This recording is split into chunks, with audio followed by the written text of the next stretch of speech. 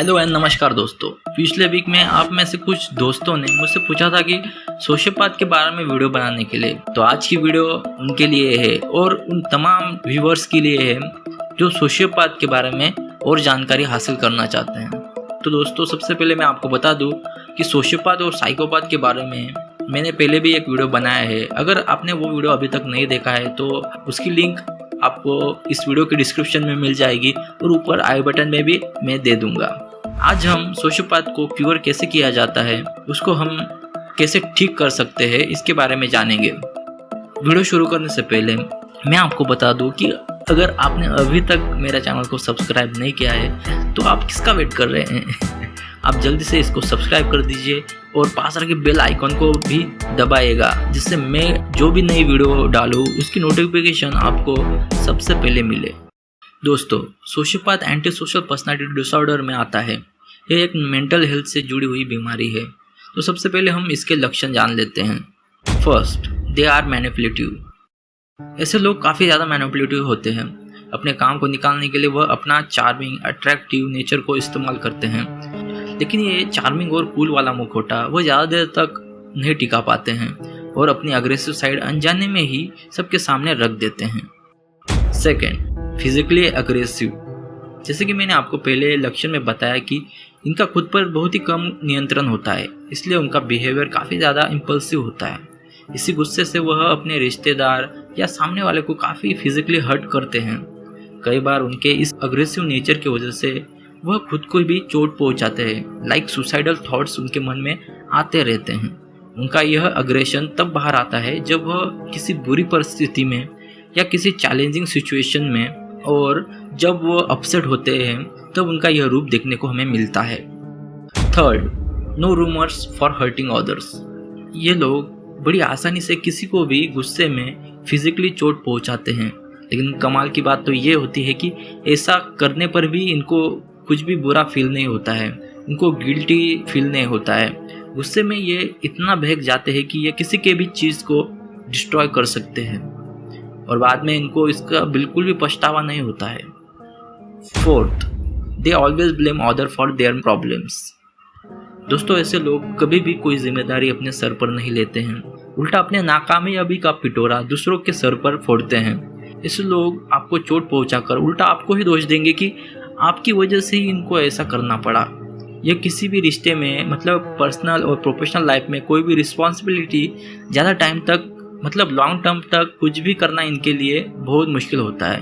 5, doesn't respect social norms और laws. ये लोग हमेशा ही समाज के नीति नियम का उल्लंघन करते रहते हैं, जैसे बार बार चोरी करना, हर बार किसी न किसी से मारपीट करना, बहुत बार पकड़े जाने पर भी झूठ के सहारे अपने काम को निकालना।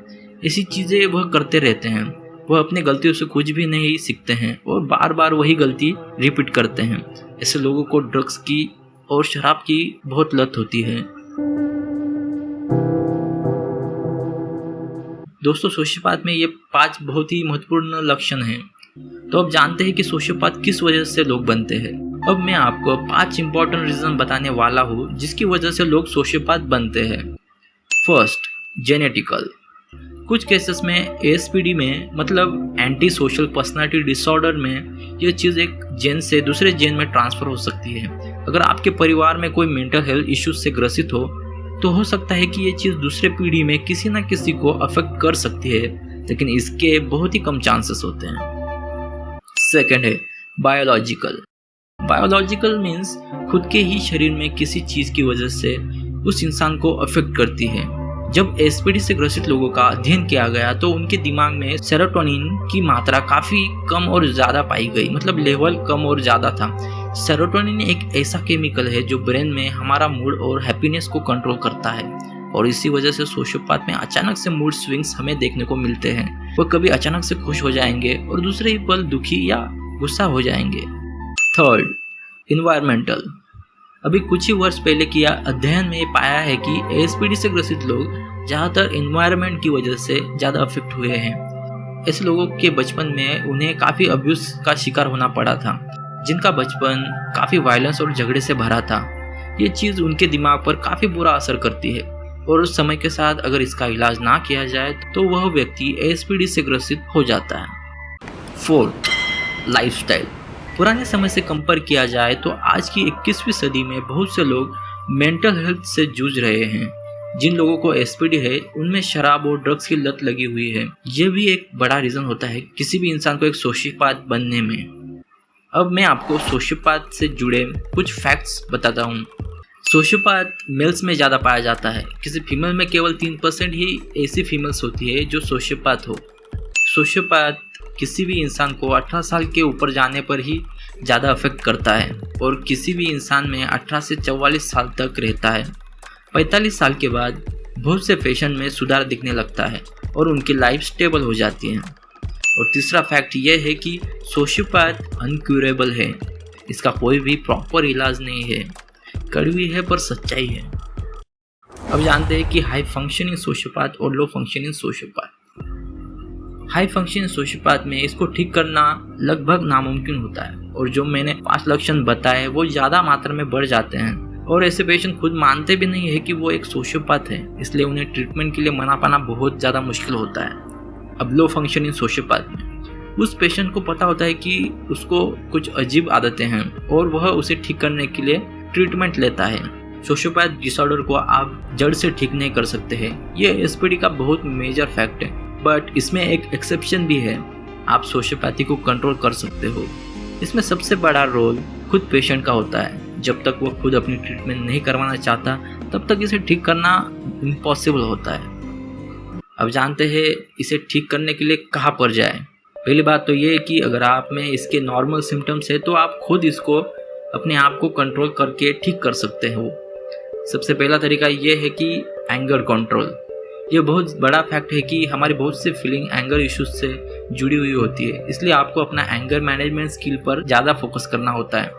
दूसरा, आप मेडिटेशन, जिम और योगा जैसी अच्छी आदतों को अपने लाइफस्टाइल में यूज़ कर सकते हो। अब दूसरे केस में जब सोशियोपैथ आपको लगे कि ये हद से ज़्यादा हो गया है और कोई भी चीज़ वर्क नहीं कर रही है तो आप सिंपल आपके नज़दीकी हॉस्पिटल में जाकर किसी प्रोफेशनल डॉक्टर को सूचित कर दें जब आप में ये 4 सिम्टम्स दिखे। First, self harm. अगर आप गुस्से में या किसी भी वजह से खुद को चोट पहुंचाते हो तो आपको इसे लाइटली बिल्कुल नहीं लेना चाहिए।